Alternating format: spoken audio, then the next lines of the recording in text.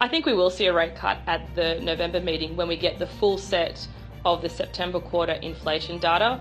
Rates in Australia are still at a restrictive level. The neutral level of interest rates, according to the RBA's own estimates, is 2.9%. We're at 3.6% right now. The unemployment rate could tick higher as well, and the risk is that it does.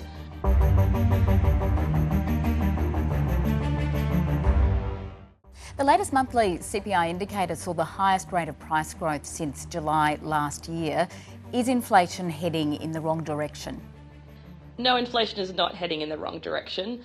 The main reason that we've seen this uptick in headline inflation compared to a year ago is because the electricity rebates that both the state and the federal governments were giving 12 months ago have more or less passed through. We have seen the federal government extend those rebates, but the state governments haven't to the same extent. So we've seen this pop up in electricity prices. If we look at the trimmed mean figure of inflation, which takes out the ups and the downs, the top 15 and the bottom 15% moves in prices, we're seeing a much more consistent read on inflation. That trim mean number is running at 2.6%, basically right in the middle of the Reserve Bank's 2 to 3% target band. It is meeting next week. How is it likely to be feeling about the inflation outlook, and is it going to be in the mood for a rate cut? Well, basically the inflation figures have more or less been running in line with the Reserve Bank's own forecast, maybe a touch above their forecast, but we really have to wait for the full quarterly set of inflation figures, which we get next month. We know that the monthly indicator as it stands right now is not really the best picture or the complete set of numbers that we get for inflation. The ABS is starting to release a full monthly CPI starting from November, but we have to wait a few more months for that. So the RBA will fully revise its forecasts when it meets in November, but I think it will look at the numbers more or less in line with expectations. They have been worried about new dwelling costs. Also, rents as well has been a little bit higher.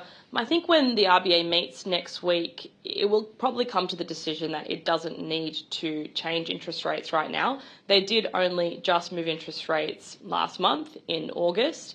The data has more or less come in line with expectations, maybe even a bit higher than expected for inflation. Growth numbers are only running slightly below potential growth. The unemployment rate has remained unchanged at 4.2%. So really there's no need for the Reserve Bank to press the emergency button and cut rates again. They've already cut rates 3 times this year. I think that there will be a consensus, a full consensus, to keep the cash rate unchanged at 3.6% at next week's meeting.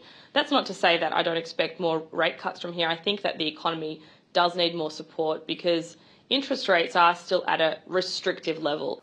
And so, Deanna, does that mean the most likely meeting where we could see a rate cut will be November?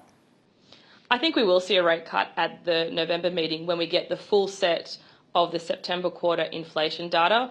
Rates in Australia are still at a restrictive level. The neutral level of interest rates, according to the RBA's own estimates, is 2.9%. We're at 3.6% right now. The unemployment rate could tick higher as well, and the risk is that it does. So I think that it's basically a no-brainer that the RBA still needs to cut rates again, but it's not in a hurry to do so. Mousina, good to speak to you. Thanks, Kirsten.